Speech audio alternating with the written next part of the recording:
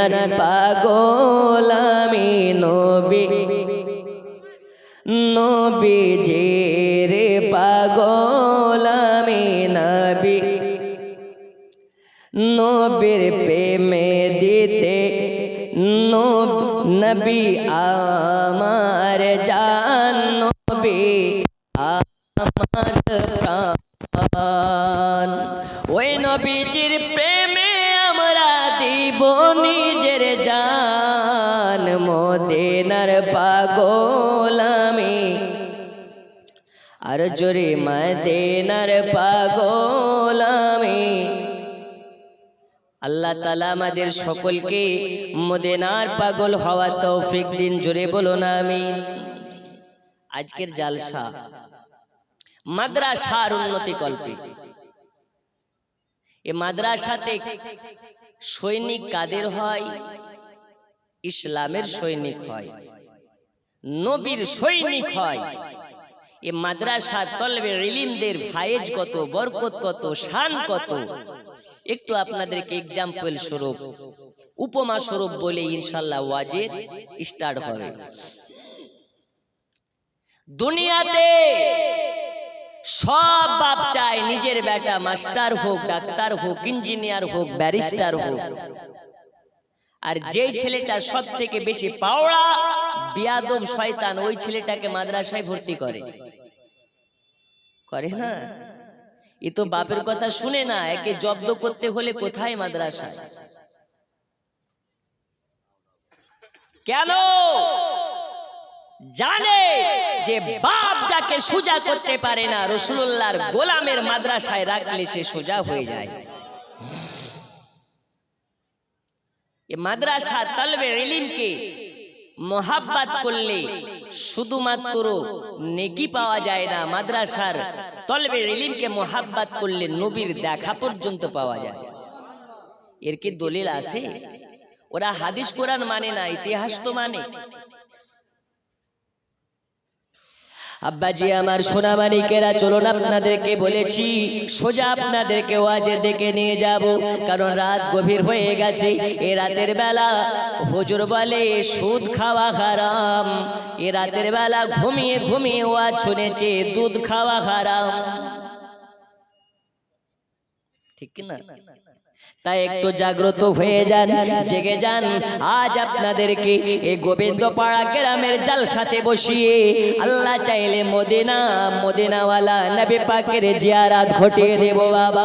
ওগো আমার সোনা মানিকেরা, এই পৃথিবীর বুকে আল্লাহ তাআলা তলবে ইলমদের মান মর্যাদা কতটা দিয়েছেন। আল্লাহ নবী সাল্লাল্লাহু আলাইহি ওয়াসাল্লামের মাদ্রাসা তলবে ইলমদেরকে কতটা ফায়েজবান বানিয়েছেন।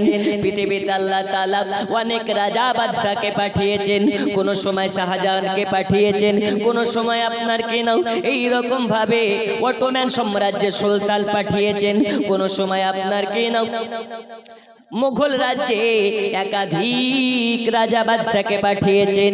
আল্লাহ তাআলা এই দুনিয়াতে নাজির উজির করে পাঠায়, আল্লাহ তাআলা প্রতিনিধি করে পাঠায়। অনেক রাজা বাদশারে দুনিয়াতে আগমন ঘটেছে। আল্লাহ পাক আল্লাহ তাআলা এই পৃথিবীর বুকে একজন বাদশাকে পাঠিয়েছিলেন, একজন রাজাকে পাঠিয়েছিলেন, একজন বাদশাকে পাঠিয়েছিলেন। এই বাদশাটা এত বড় বাদশাহ, এত ধনীত্ব বাদশাহ, আল্লাহ তাআলা তাকে কোন রকমের কোন দিক থেকে কমতি রেখেছিলেন না। তিনি যখন খাবার খেতেন সোনার প্লেটে খাবার খেতেন, পানি পান করতেন চানের আপনার কিনা গ্লাসে পানি পান করতেন। রাস্তায় যখন বার হতেন তার সঙ্গে একজন দুইজন নয়, সামনে 1000 পেছনে 1000 গোলাম থাকতো। আপনার এই রাজা বাদশাহ যখন আপনার কেনা মার্কেটে যেতেন, মানে আপনার কেনা বাজার করতে বার হতেন, লক্ষ লক্ষ টাকার আপনার কেনা বাজার সব সামগ্র কিনতেন। কিন্তু এ বাদশার কোন রকমের অভাব নাই, অভাব নাই, এ বাদশার কোন দিকের অভাব নাই। ই আমার সোনা মানিকেরা, আল্লাহর হাবিব সাল্লাল্লাহু আলাইহি ওয়াসাল্লাম এই দুনিয়ার মুসলমানকে বুঝানোর জন্য, বুঝানোর উদ্দেশ্যে দেখুন এই সুলতান মাহমুদ গাজনবীকে আল্লাহ তাআলা হেদায়েত করেছিলেন। বাদশা কবে তো কি হয়েছে, বাদশা হলেও নামাজ কাজা করে না। এই সুলতান মাহমুদ জানতেন আমি হলাম শুধুমাত্র একটা সাম্রাজ্যের বাদশাহ, কিন্তু আমাকে যে বানিয়েছেন, আমাকে যে দুনিয়াতে পাঠিয়েছেন, তিনি হলেন কুল কায়নাতের বাদশাহ।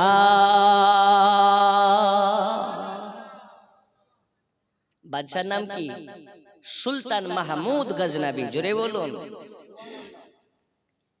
এ বাবা আমার সোনা মানিকেরা, গজনবী সুলতান মাহমুদ গজনবী একদিন রাতের বেলা ইশার নামাজ আদা করার পরে এলাকার মানুষের খোঁজ খবর নেওয়ার জন্য, এলাকা দেখার জন্য ভ্রমণে বেরিয়েছে। সামনে 200, পেছনে 200 বডিগার্ড নিয়ে, একাধিক ঘোড়া আপনার উঠে উঠে করে, একাধিক ঘোড়া করে সওয়ারি বার করেছে।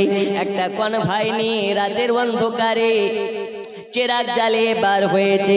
যেতে যেতে যেতে যেতে যেতে যেতে দেখতে পায় একটা দোকানের ভেতরে একটা মাদ্রাসার তলবে ইলম, ওই দোকানদারের দোকানের চিরাগের আলোর সাহায্য নিয়ে যেন কোরআন শরীফ পাঠ করতেছে। কোথায়? দোকানে। দোকানের লাইটের সাহায্য নিয়ে পড়তেছে। এ বাবা আমার সোনা মানিকেরা, সুলতান মাহমুদ গজনবী যখন ওই দোকানের কাছে পৌঁছে গেছে, মাদ্রাসার তলবে ইলমটা বার হয়ে সালাম দিতেছেন, আসসালামু আলাইকুম জাগা পানাও। ওগো গজনবী, ও গজনী নগরের বাদশাহ,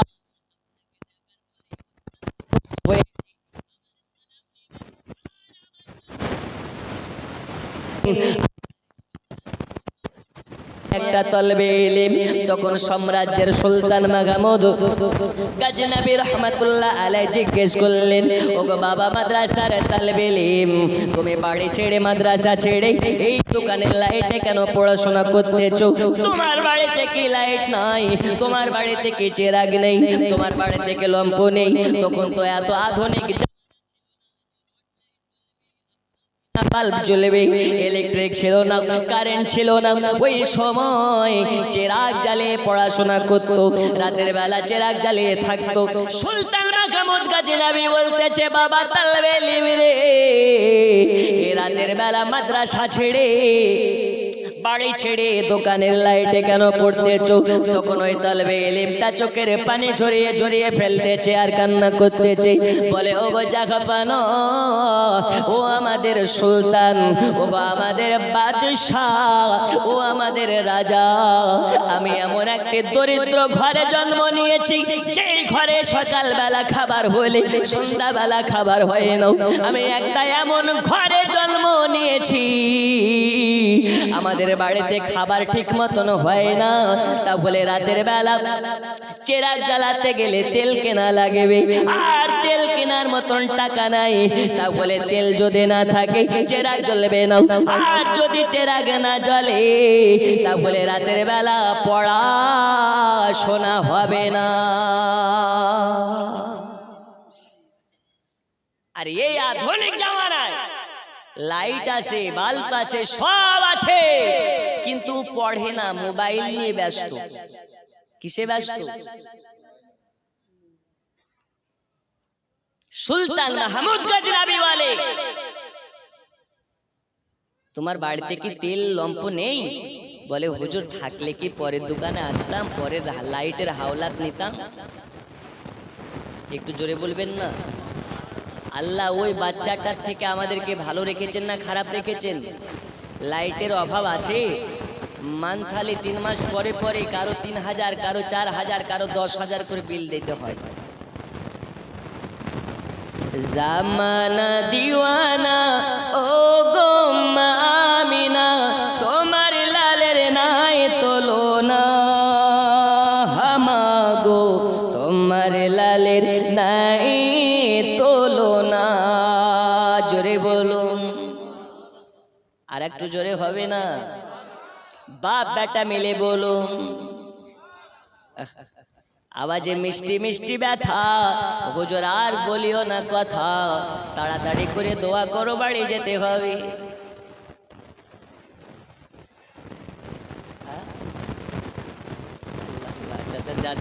নারী তাকবীর, আরো জোরে নারী তাকবীর, নারার শালা। গোবিন্দ পাড়ার সুন্নি মুসলমান,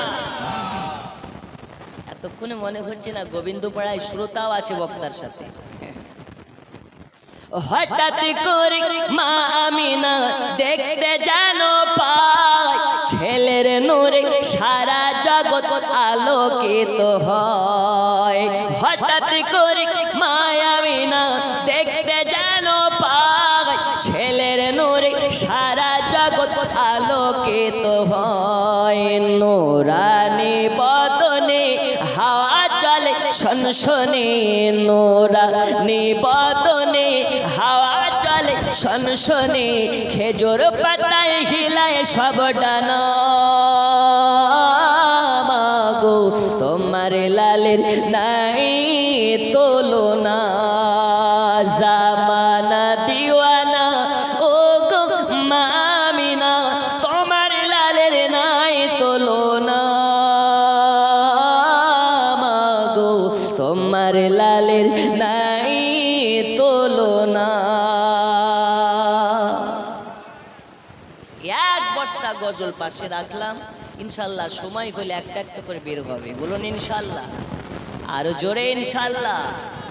বন্ধু আমার সোনামানিকেরা, আপনাদেরকে বলতেছিলাম হযরত সুলতান মাহমুদ গজনবী রহমাতুল্লাহ আলাইহির ঘটনা। সুলতানের নাম কি? সুলতান মাহমুদ গজনবী।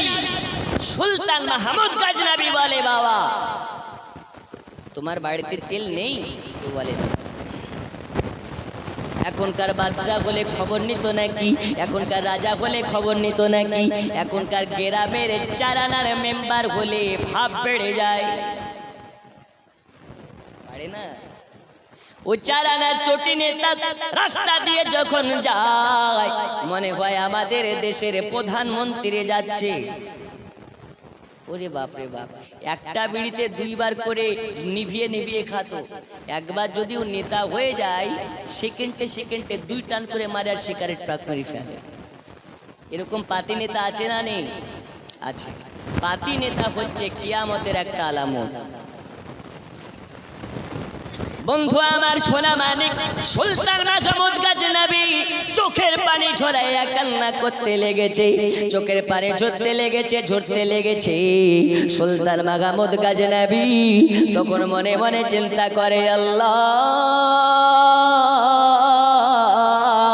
কাল হাসরের মাঠে ময়দানে যদি আমার রাসূলুল্লাহর সম্মুখে আমাকে আল্লাহর কাঠগড়ায় দাঁড় করে আমাকে যদি প্রশ্ন করা হয়, আরে সুলতান মাহমুদ গজনবী তোমার সাম্রাজ্যের একটা মাদ্রাসার তালবে ইলম লাইটের জন্য পড়াশোনা করতে পারেনি, পরের লাইটের হাওলাত নিয়ে পড়েছে, তুমি কি খোঁজ নাওনি? তুমি কি খবর নাওনি? তা বলে কাল হাসরের মাঠে দয়াল নবীকে মুখ দেখাতে পারবো না, রাসূলুল্লাহকে মুখ দেখাতে পারবো না, আল্লাহর কাঠগড়া দাঁড়িয়ে কৈফিয়ত দিতে পারবো না।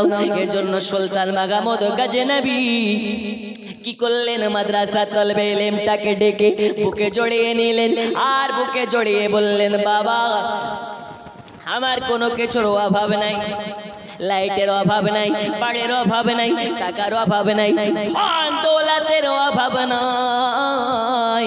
বাবা আমার যে সাথে দেখতে আছো, সামনে 200 পেছনে 200 আমার সঙ্গে কর্মচারী থাকে, আমার সঙ্গে আমার দেহরক্ষী থাকে, এদের হাতে সবার হাতে হাতে সোনার প্রদীপ আছে, সবার হাতে হাতে সোনার চেরাগ আছে। একখানা চেরাগ তোমাকে দিতে চাই, ওটা কোনো আমার বডিগার্ডের হাত থেকে চেরাগ দেব না। আজ আমি সুলতান মাহমুদ গজনবী রহমাতুল্লাহ আলাইহি আমার নিজের সোনার চেরাগখানা তোমাকে দিয়ে দিতে চাই, আর আমি এটা ঘোষণা করে দিলাম, এই চেরাগে যত তেল লাগবে সব তেল তোমাকে দেওয়া হবে। টেনশন নেবে না, চাপ নেবে না, কষ্ট নেবে না। আজ থেকে তোমার দায়িত্ব আমি সুলতান মাহমুদ গজনবী নিয়ে নিলাম। চলে যাও বাবা, চলে যাও নিজ বাড়িতে গিয়ে চেরাগের সাহায্য নিয়ে পড়াশোনা করো। আজ থেকে তেলের অভাব হবে না, চেরাগের অভাব হবে না, খাওয়ার অভাব হবে না, ড্রেসের অভাব হবে না। চলে যাও বাড়ি, চলে যাও। আজ থেকে তোমার দায়িত্ব হলো আমার। যা বাড়ি চলে যাও।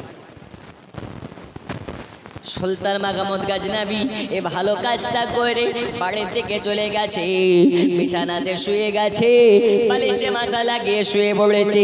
হঠাৎ সুলতান মাহমুদ গজনবীর চক্ষুটা যখন এঁটে এসেছে, সুলতান মাহমুদ গজনবীর স্বপ্নে আপনার আমার নবী এসে হাজির হয়ে গেছে।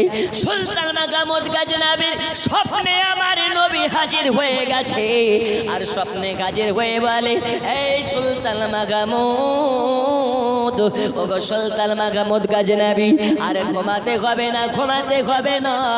চাইয়া দেখো আমি তোমার স্বপ্নে আমি মদিনার নবী হাজির হয়েছি।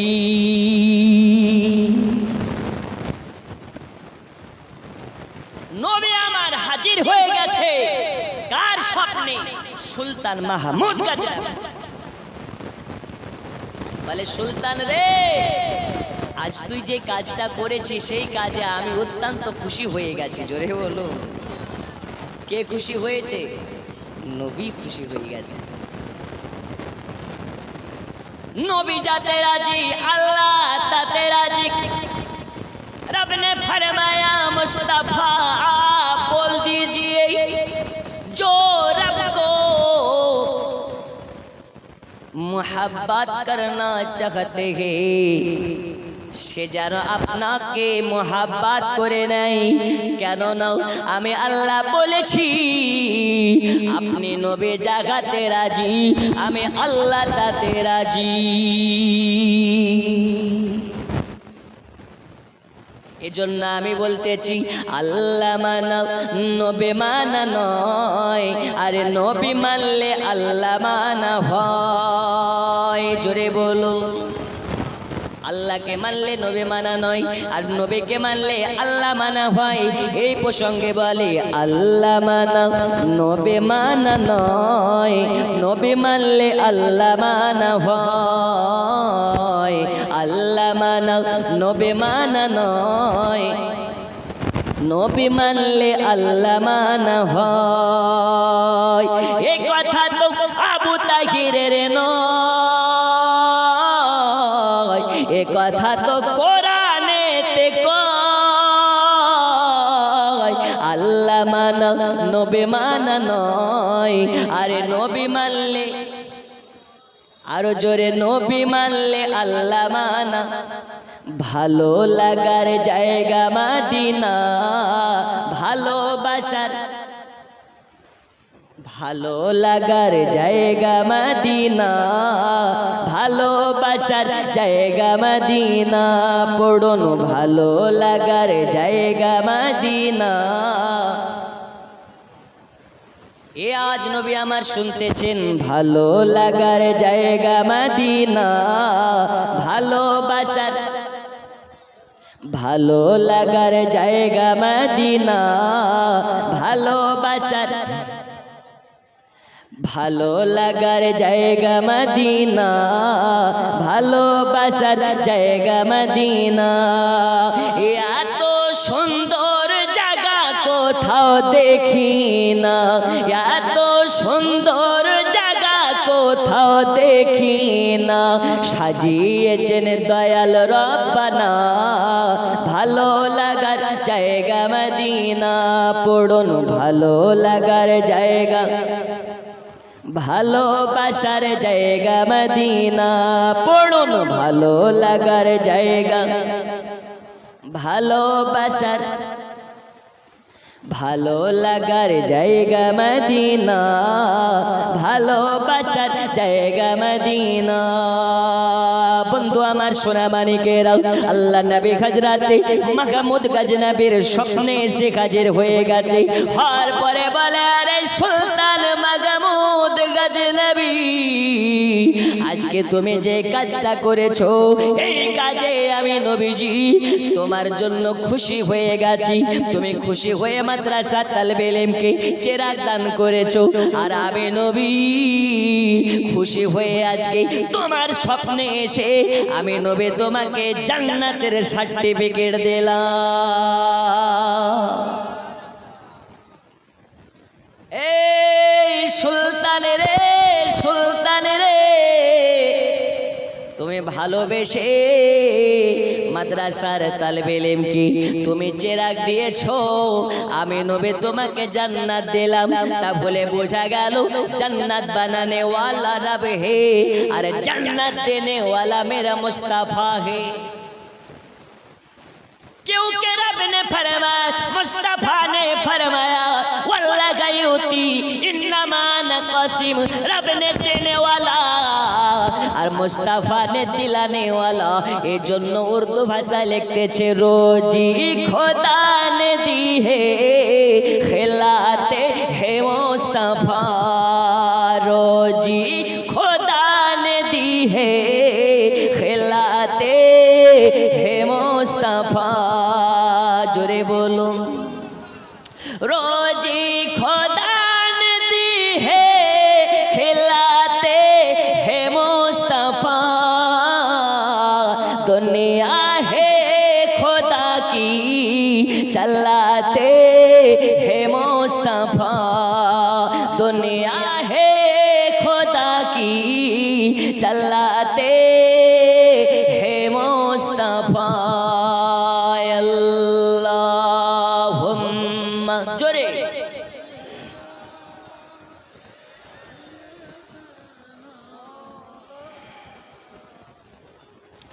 वअला आले सय्यिदिना।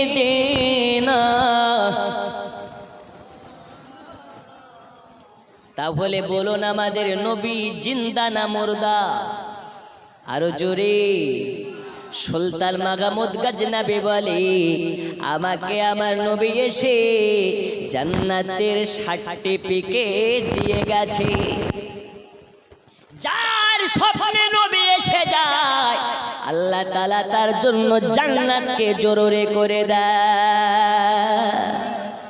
নবীর স্বপ্ন মিথ্যা নয় রে, মিথ্যা নয়।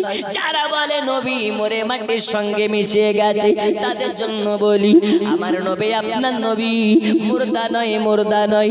আপনার আমার নবীজি জিন্দা নবী, যিনি এখন পর্যন্ত আপনার রওজাতে জিন্দা আছে। এই নবী এখনো জিন্দা আছে, এর কি কোনো দলিল আছে নাকি? চলুন আপনাকে একটু আলোচনা থেকে নিয়ে যাই, তাহলে আপনি বুঝতে পারবেন। আল্লাহ নবী সাল্লাল্লাহু আলাইহি ওয়াসাল্লামের যেদিন ইন্তেকাল হয়ে গেল, মানে ওয়াফাত হয়ে গেল, আমাদের ভাষা অনুযায়ী ইন্তেকাল হলো, রাসূলুল্লাহ দেহত্যাগ করলেন। ওই দিন আল্লাহর নবী সাল্লাল্লাহু তাআলা আলাইহি ওয়াসাল্লামের ওয়াফাত হওয়াতে আবু বকরের কাছে সংবাদ গেল। আবু বকর কান্না করতে করতে চলে আসলেন। আবু বকর চলে আসলেন, উমরের কাছে খবর গেল, উমরও দৌড়াতে দৌড়াতে আসলেন। আলীর কাছে খবর গেল, আলীও দৌড়াতে দৌড়াতে আসলেন। সব সাহাবীর কাছে খবর গেছে, সবাই বাড়ি ছেড়ে কাজ ছেড়ে আমার রাসূলুল্লাহর কাছে এসে হাজির হলেন। আসার পরে দেখতে পাই আমার রাসূলুল্লাহ নুরানি বদন খানা, নুরানি দেহ খানা একটা জায়গাতে একদম নীরব হয়েছে, আপনার কিনা পড়ে আছে। আল্লাহর নবীর সাহাবীরা চোখের পানি ধরে রাখতে পারেন, হাওমাও হাওমাও করে কান্না করতে লেগেছে। এত কান্না করে, এত কান্না করে নবীর সাহাবীদের চোখের পানি দেখে মদিনার বাচ্চারা পর্যন্ত কান্না করতেছে, মদিনার গাছপালা কান্না করতেছে, মদিনার বয়স্ক থেকে নিয়ে বাচ্চা পর্যন্ত সবার চোখে পানি চলে এসেছে। কেন কেন? নবী আর দুনিয়াতে নেই, নবী আর দুনিয়াতে বাগায়াতে নেই। নবী সবাইকে ছেড়ে সব সাহাবীদেরকে এতিম বানাইয়া, উম্মতকে এতিম বানাইয়া দয়াল নবীর ওয়াফাত হয়ে গেছে। ওয়াফাত হয়ে গেছে। নবী আমার আপনাকে আমাকে এতিম করে গেছে। এ বাবারা, শুধু তাই নয়, নবীর একজন গোলাম যার নাম হযরতে বেলাল আসার পরে দেখে নবী পাকের ইন্তেকাল হয়ে গেছে। হযরতে বেলাল নবী পাকের দেহ মোবারকের পাশে দাঁড়িয়ে থাকতে পারে না। রাসূলুল্লাহর দেহ মোবারকের কাছে দাঁড়িয়ে টুকরে টুকরে কান্না করতেছে আর বলে, নবীজি গো, আমি বেলাল, আমাকে এতিম করে দিলেন, আপনি ছাড়া আমি বেলাল একদম অসহায়। ওগো নবীজি, আপনি ছাড়া আমি বেলাল এই মদিনাতে আজান দেব কেমনে? ওগো নবীজি, আপনি ছাড়া আমি বেলাল এক সেকেন্ড চলতে পারবো না, আপনি ছাড়া আমি বেলাল এক সেকেন্ড এই মদিনার মাটিতে টিকতে পারবো না। ওগো নবীজি, আপনি আমাদেরকে এতিম বানাইয়া চলে যাবেন না। ইয়া রাসূলুল্লাহ, আপনার বিরহ আমি বেলাল সইতে পারবো না। ওগো নবীজি, একবার বেলালের পানে চেয়ে দেখেন, আপনারে বেলাল আপনাকে ছাড়া টিকতে পারবে না। এই আমার সোনা মানিকেরা, বেলালে কথা বলে জমিনে অজ্ঞান হয়ে পড়ে যায়, বেহুশ হয়ে পড়ে যায়। বেলালকে হুশে আনা হয়, হযরতে বেলাল আবার যেন বেহুশ হয়ে যায়। রাসূলুল্লাহর আর একজন গোলাম যার নাম হযরতে ওমর, এই ওমর ঘরের ভিতর থেকে নাঙ্গা তলোয়ার খানাকে নিয়ে বার হয়ে গেছে। কে বলো রে, বলো রে, আমার মদিনার নবীর ইন্তেকাল হয়েছে, একবার আমার সামনে এসে বলো, ক্ষমতা থাকলে আমার সম্মুখে এসে বলো, যে আমার সম্মুখে বলবে নবীর ইন্তেকাল হয়ে গেছে, আমি ওমর তাকে নাঙ্গা তলোয়ারে দিয়ে তাকে আপনার দুই টুকরা করে দেব। ওমরের সামনে কেউ দাঁড়াতে পারে না। গোটা মক্কা নগরে তলোয়ার ঘুরিয়ে বেড়াচ্ছে, গোটা মক্কা নগরে তলোয়ার, মদিনা নগরে তলোয়ার ঘুরিয়ে নিয়ে বেড়াচ্ছে। ওমরের সামনে কেউ দাঁড়ানোর মতন ক্ষমতা রাখে না, ওমরের সামনে কেউ যাওয়ার ক্ষমতা রাখে না। রাসূলুল্লাহর ইন্তেকালের পরে রাসূলুল্লাহকে দাফন করতে হবে, রাসূলুল্লাহর রওজা পাকে তাকে দাফন করা লাগবে। আবু বকর, ওমর, আবু বকর, আলী সবাই মিলে বসে